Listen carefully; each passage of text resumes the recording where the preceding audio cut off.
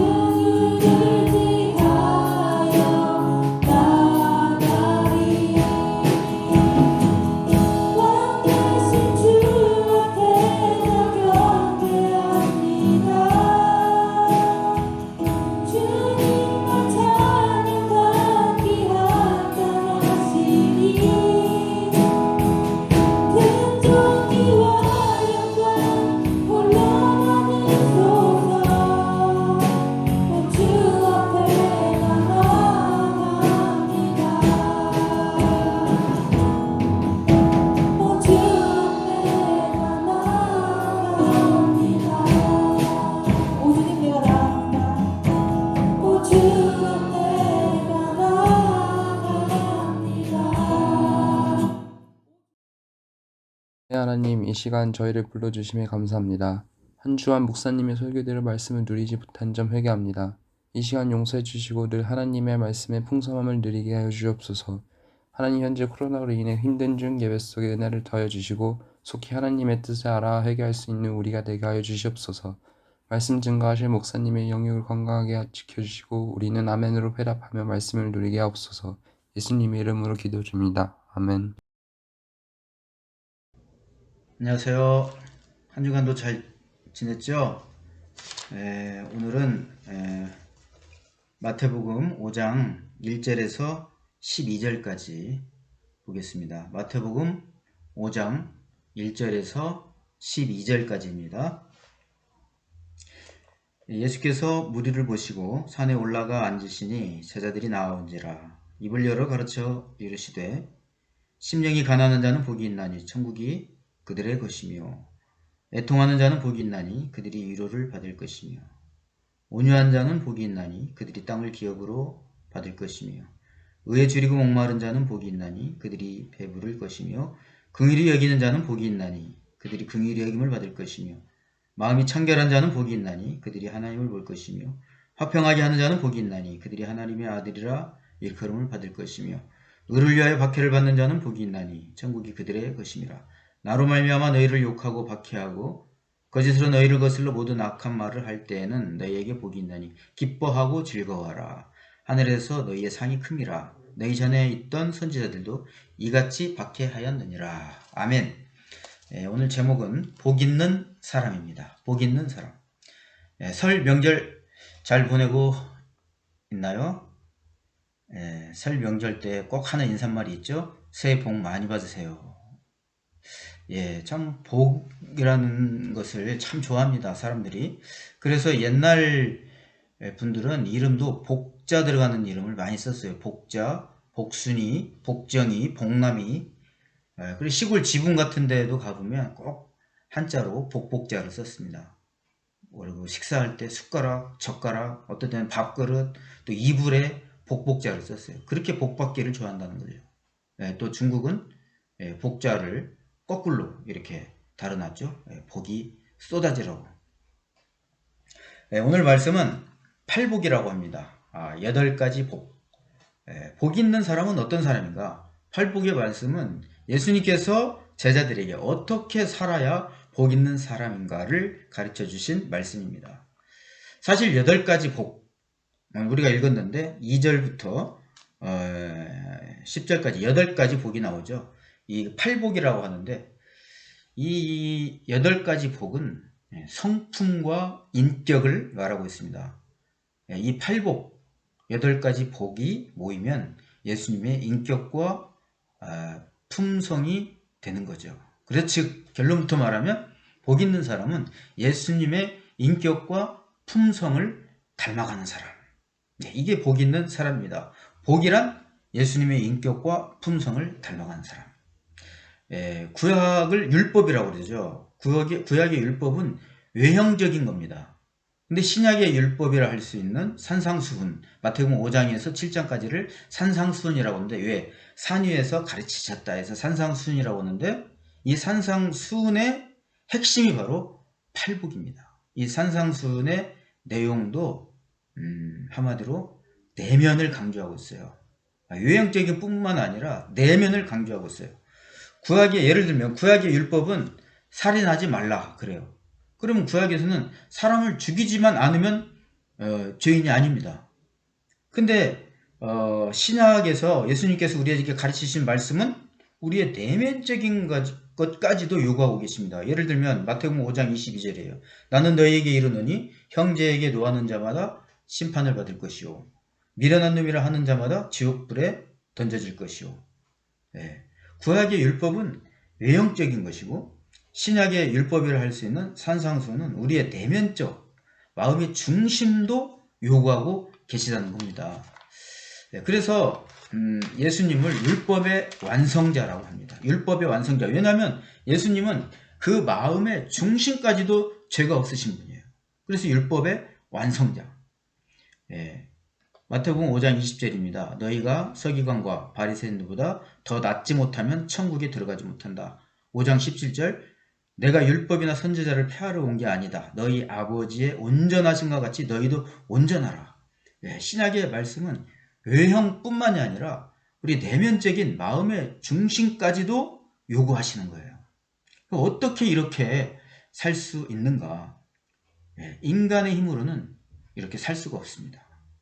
내 힘으로 할 수 없음을 깨닫고 심령이 가난한 자, 오직 주님만 의지하고 애통해하면서, 내가 그렇게 살지 못함에 애통하면서 하나님의 뜻대로 내 힘으로는 살 수 없음에 의에 목말라 할 때, 믿음으로 하나님께 나갈 때 하나님께서 이런 자에게 목마름과 배고픔을 채워주시는 겁니다. 이렇게 자신의 부족함을 고백하는 사람, 하나님 앞에서 겸손할 수밖에 없겠죠. 이렇게 자신의 부족함을 고백하는 사람이 타인과의 관계에서도 온유와 긍휼로 나타나는 겁니다. 남을 비판하고 허물을 잡기보다 감싸고 용서할 수 있는 사람이 될 수 있는 겁니다. 그러나 나의 의로움을 드러내고 그 당시에 바리새인과 종교 지도자들은 자신들은 하나님의 율법을 다 지킬 수 있다, 그렇게 생각한 사람들이에요. 그래서 교만했고, 그래서 남을 정죄하고 남을 비판하고 자신만 자랑했던 그런 잘못된 삶을 산 거죠. 사람은 속이 건강하면 겉은 자연히 건강합니다. 그런데 속이 병들면 아무리 겉을 치장해도 언젠가는 드러나게 되는 거죠.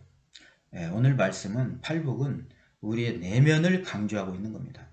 이 내적인 건강은 자연적으로 생기는 것이 아니라 나는 부족해서 하나님 뜻대로 살지 못하는 부족한 사람임을 깨닫고 하나님께 나갈 때 하나님이 주시는 믿음의 의입니다. 믿음의 의, 율법적인 교만의 의가 아니라 하나님 주신 믿음의 의, 교만, 정죄, 비판이 아니라 사랑과 겸손으로 모든 것이 하나님의 은혜임을 고백하는 사람입니다.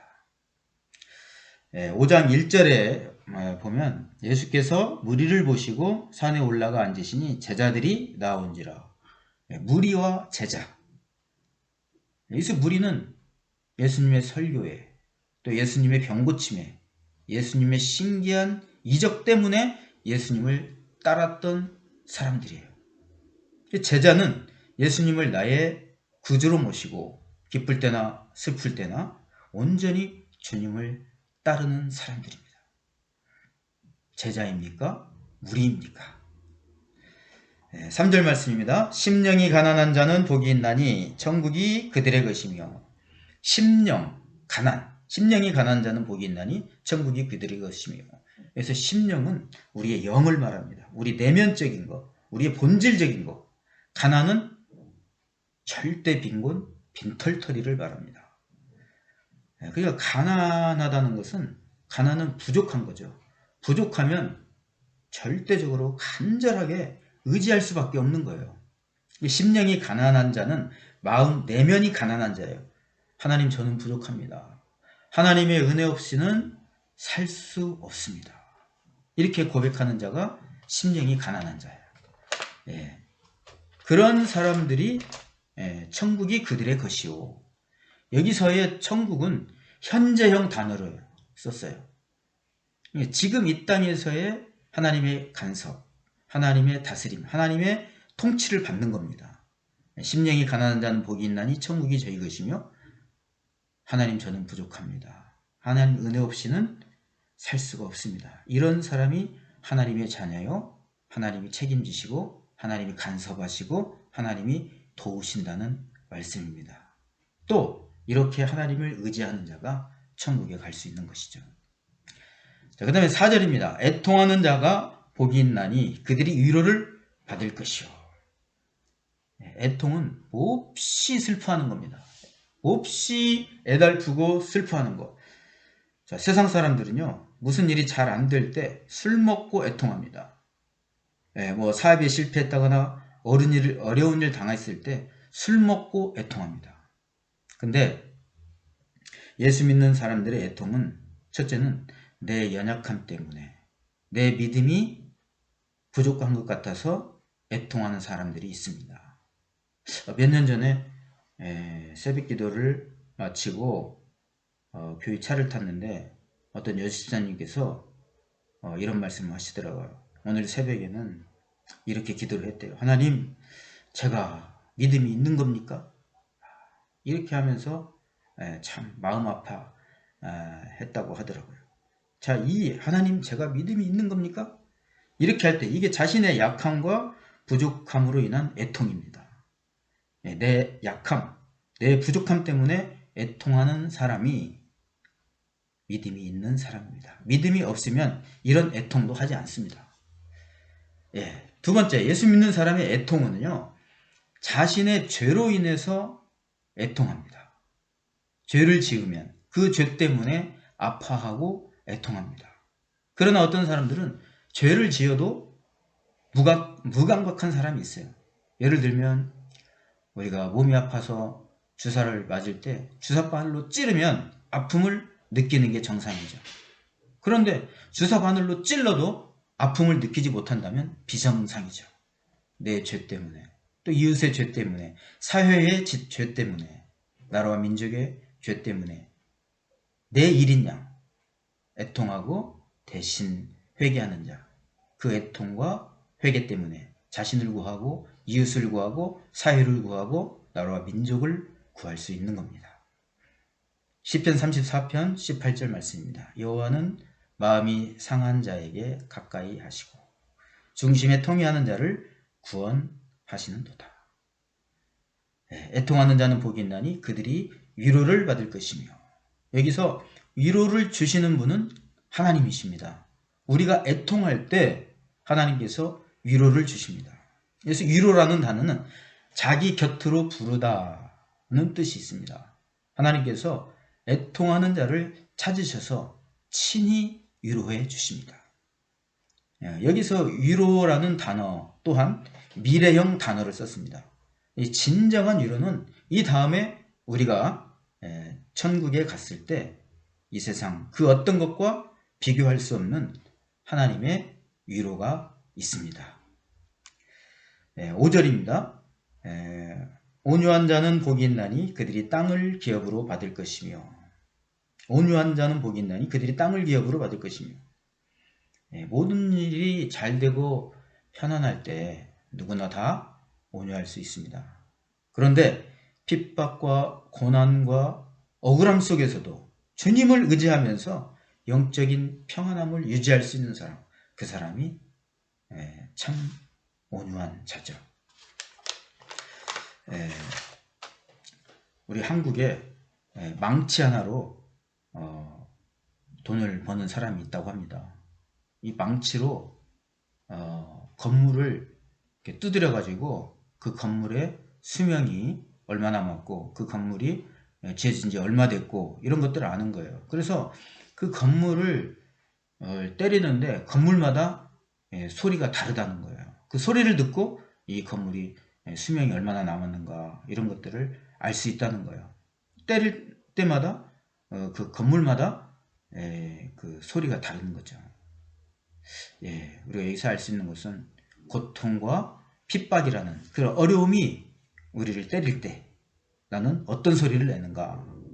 하나님을 의지하고 평안과 감사의 소리를 내는가? 아니면 불평과 원망의 소리를 내는가? 수박도 그러죠. 익었나 안 익었나 볼 때 손으로 때려보는 거예요. 때려보는 거죠. 이사야 53장 7절에서 12절은 이사야서에서 예수님에 대한 예언의 말씀입니다. 그는 곤욕을 당하여 괴로울 때에도 그 입을 열지 아니하였으며 마치 도수장으로 끌려가는 어린 양과 털 깎는 자 앞에서 잠잠한 양같이 그 입을 열지 아니하였도다. 온유한 자 복이 있나니 그들이 땅을 기업으로 받을 것이요.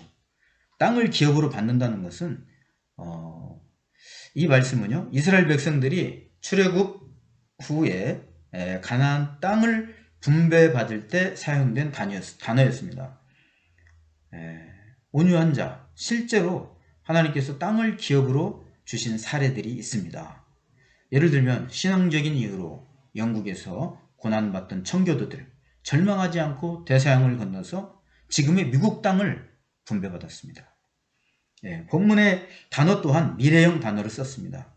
이 말씀은 신실한 하나님의 자녀들이 장차 하나님 나라 천국을 상속받아서 영원히 거하게 된다는 말씀입니다. 6절 말씀입니다. 의에 줄이고 목마른 자는 복이 있나니 그들이 배부를 것이며. 여기서 의는 하나님의 뜻입니다. 이 세상에서 하나님의 뜻과 멀어지는 것에 대해서 안타까워하는 것, 하나님 뜻대로 세상 모든 민족이 구원을 얻기를 바라는 마음, 그 줄이고 목마른 마음, 이게 의에 줄이고 목마른 자입니다. 하나님 뜻대로 되기를 줄이고 목마른 자가 영적으로 살아있는 자겠죠. 영적으로 죽어있으면 그런 갈증과 목마름조차 없습니다. 배부릴 것이며 허기와 갈증을 채우는 정도가 아니라 차고 넘칠 만큼 영적 만족을 주신다는 겁니다. 시편 107편 9절이에요. 그가 사모하는 영혼에게 만족을 주시며 줄인 영혼에게 좋은 것으로 채워주신다. 줄이고 목마른 건 갈급한 상태고 배부른 것은 만족한 상태입니다. 하나님의 뜻이 이 땅에 이루어지기를 간절히 갈급해 하는 자, 만족한 삶을 살 수 있다는 겁니다. 우리가 잘 아는 말씀 마태복음 6장 33절입니다. 너희는 먼저 그의 나라와 그의 의를 구하라. 그리하면 이 모든 것을 너희에게 더하시리라. 하나님의 뜻을 구하고 하나님의 뜻을 이루기 위해 나의 것을 희생할 때 만족한 삶을 살 수 있고 하나님이 그런 사람을 책임지시겠다는 겁니다. 이 단어 또한 미래형 단어를 썼습니다. 완전한 배부름, 완전한 성취는 장차 우리가 가게 될 곳, 천국에서는 모든 것이 충만하고 부족함이 전혀 없는 곳입니다. 7절 말씀입니다. 긍휼히 여기는 자 복이 있나니 그들이 긍휼히 여김을 받을 것이며. 긍휼은 상대방의 처지를 깊이 이해하고 그들의 입장에서 슬픔을 느끼는 겁니다. 상대방의 감정에 깊이 공감하고 상대방의 어려움을 해결하기 위해서 실제적으로 행동하고 구체적으로 도움을 주는 것. 이게 바로 긍휼히 여기는 자입니다. 예수님이 우리를 긍휼히 여기셔서 이 땅에 오셔서 우리를 대신하여 십자가에서 돌아가셨죠. 그 예수님이 우리도 그렇게 이웃을 이해하고 용서하고 사랑하며 살라는 겁니다. 에베소서 4장 32절입니다. 서로 인자하게 하며 불쌍히 여기며 서로 용서하기를 하나님이 그리스도 안에서 너희를 용서하신 같이 하라. 이웃을 긍휼히 여기는 자, 하나님이 그 사람을 긍휼히 여기십니다. 또 하나, 한 영혼에 대한 긍휼히 여기는 겁니다. 복음의 긍휼을 가진 자, 이런 사람들은요, 어린 아이들을 보면 저 아이들이 예수님을 믿어야 하는데, 어렸을 때 예수님을 영접하면 많은 열매를 맺을 수가 있는데, 또 중고등부를 보면 저 청소년들이 예수님을 믿으면 변화될 텐데, 청년들을 보면 저 청년들이 예수님을 믿으면 나라에 소망이 있는데, 노인들을 보면 저분이 예수를 믿고 천국 가야 하는데, 한 영혼을 긍휼히 여기는 복 있는 자들이 되기를 축복합니다. 8절입니다. 마음이 청결한 자 복이 있나니 그들이 하나님을 볼 것이며. 청결은 구약에서 제사 제물에 쓰인 단어입니다. 구약에서 제사로 드리는 제물은 첫째 깨끗해야겠고, 둘째 혼합된 것은 부정했습니다. 예를 들면 밭에 두 종자를 섞어 뿌리지 말라, 두 종류로 만들어진 옷을 입지 말라, 육축, 동물들을 다른 종류와 교합하지 말라. 순수하다, 그렇죠. 이 순수하다는 말은 섞이지 않았다는 뜻이에요. 청결은 마음에 이중적 마음이 없는 것, 오직 하나님만 향하는 순수함, 마음에 하나님만 모시고 그분만 섬기는 마음, 이게 바로 청결입니다. 하나님이 우리에게 두 눈을 주신 것은 한 물체를 정확히 보라는 거예요. 두 눈으로 이것저것 따로 볼 수 없습니다. 한 눈으로 한 물체를 정확히 보라는 겁니다. 그러나 카멜레온은 두 눈으로 따로 볼 수 있어요. 한 눈은 위를 보고 한쪽 눈은 밑을 볼 수 있어요. 한쪽 눈은 먹잇감을 보고 한쪽 눈으로는 다른 사물을 볼 수 있습니다. 한 눈으로 하나님을 바라보고 한 눈으로 세상 재물 욕심 바라보면 카멜레온처럼 비정상적인 겁니다. 두 마음 품었던 가룟 유다, 한 눈으로 예수님 보고 한 눈으로 재물 욕심 바라봤습니다. 그 결과 가룟 유다는 자살을 했고 또 부활의 주님을 만날 수 없었습니다. 그런데 오직 주님만 똑바로 바라보았던 제자들, 부활하시고 승천하시는 예수님을 볼 수 있었습니다. 오직 주님만 똑바로 바라볼 때 우리가 이 땅에서 하나님이 누구신지 깊이 알 수 있고 하나님의 역사하심을 친히 볼 수 있고 하나님을 체험적으로 알 수 있어요. 이 세상에서 하나님을 피상적으로만 알고 있는 사람들이 많습니다.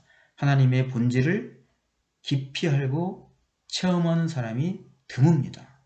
왜냐하면 마음이 청결해서 하나님을 볼 수 있는 눈을 잃어버렸기 때문입니다. 이 단어 또한 미래형 단어를 썼습니다. 마음이 청결한 자가 이 땅에서 하나님을 만날 수 있지만 하나님을 친히 볼 수 있는 곳은 천국입니다. 마음이 청결한 자가 하나님 나라 천국에서 하나님을 친히 볼 수 있습니다. 9절입니다.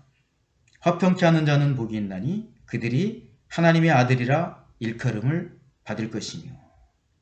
화평케 하는 자는 평화를 만들기 위해 노력하는 사람이라는 뜻이 있습니다. 이 말은 이미 이 세상은 평화가 깨진 상태임을 알 수 있어요. 이 세상은 죄로 인해서 하나님과의 관계가 깨졌었습니다. 하나님께서 세상을 창조하실 때 하나님과 인간 사이에 화평했습니다. 하나님과 친밀했고 벌거벗었으나 부끄럽지 않았습니다. 그러나 죄로 인해서 하나님과 관계가 깨져서 화평이 깨졌고 하나님의 저주가 임해서 고통과 갈등이 생기기 시작했습니다. 오늘날 이 세상에 존재하는 고통과 갈등도 죄로 인해서 생긴 것이죠. 그러나 하나님은 이런 깨진 관계, 고통과 갈등의 관계 그대로 두지 않으시고 예수님을 이 땅에 보내셨습니다. 우리 죄 위에서 십자가에서 대신 죽게 하시고 3일 만에 다시 살리셨습니다. 예수님이 이 땅에 오심으로 하나님의 나라가 이미 시작된 겁니다. 그러나 아직 완전한 하나님 나라는 완성되지 못했습니다. 그 완전한 하나님 나라는 주님이 다시 오실 때 또 천국에서 이루어지는 겁니다. 지금 이 세상 이미 하나님 나라가 시작됐지만 그러나 아직 완전한 하나님 나라는 아닙니다. 그래서 지금 우리가 사는 세상은 하나님의 다스림, 성령님의 다스림도 있고 사탄의 세력도 있는 겁니다. 예수님이 이 땅에 오시고 예수님을 믿은 사람들은 하나님과 화평하게 된 것입니다. 하나님과 화평케 된 우리는 아직 예수님을 믿지 않는, 아직 하나님과 화평하지 않은 사람들에게 하나님과 화평케 해야 합니다. 고린도후서 5장 18절에서 19절입니다. 모든 것이 하나님께로서 났으며 그가 그리스도로 말미암아 우리를 자기와 화목하게 하시고 또 우리에게 화목케 하는 직분을 주셨으니 곧 하나님께서 그리스도 안에 계시사 세상을 자기와 화목하게 하시며 그들의 죄를 그들에게 돌리지 아니하시고 화목하게 하는 말씀을 우리에게 부탁하셨느니라.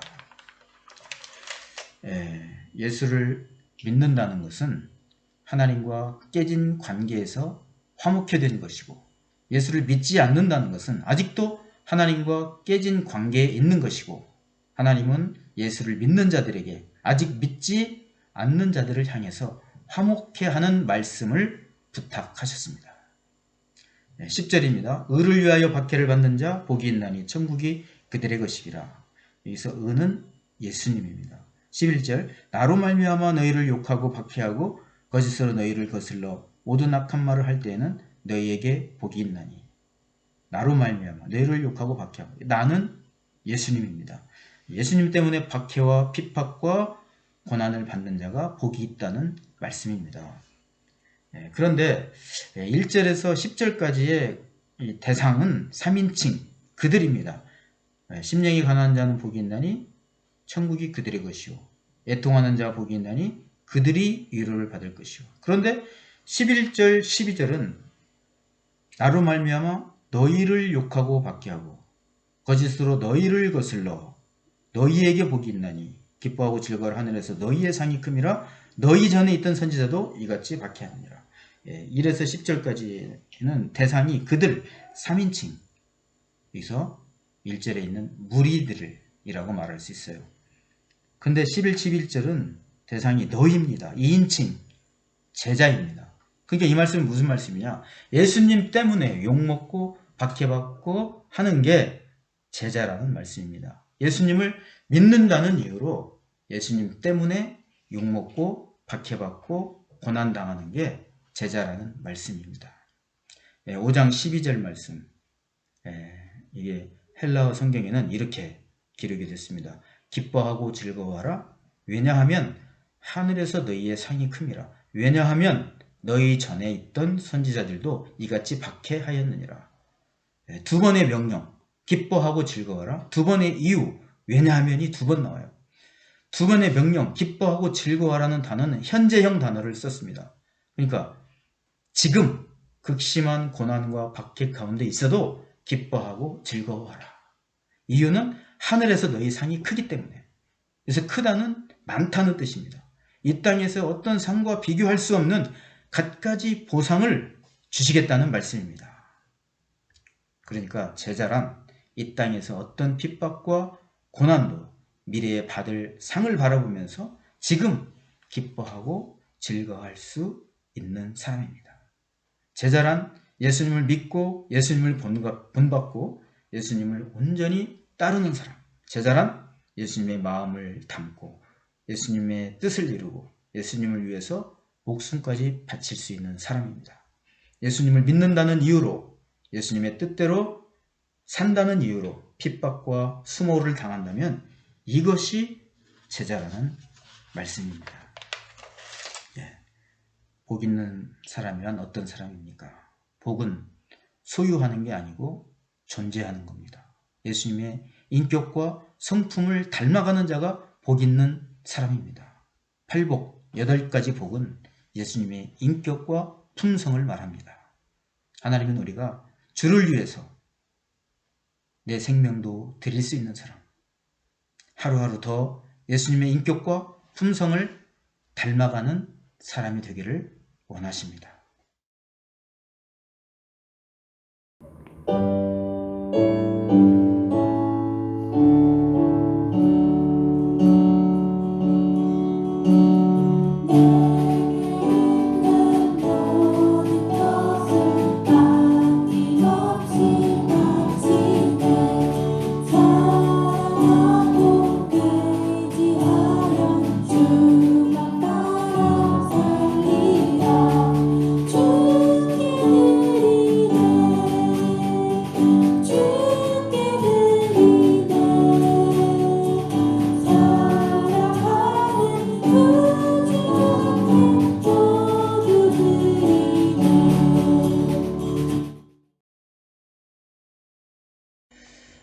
다 함께 기도하겠습니다.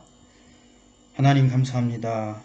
오늘도 하나님께 예배 드릴 수 있는 은혜 주심을 감사합니다. 이 시간은 주님께 예물을 드렸습니다. 우리 마음 중심에 하나님 은혜에 감사해서 예물 드릴 수 있는 믿음을 주시옵소서. 이 예물이 쓰이는 곳마다 하나님 간섭하시고 축복하여 주셔서 하나님의 뜻을 이루는데 사용되게 하여 주옵소서.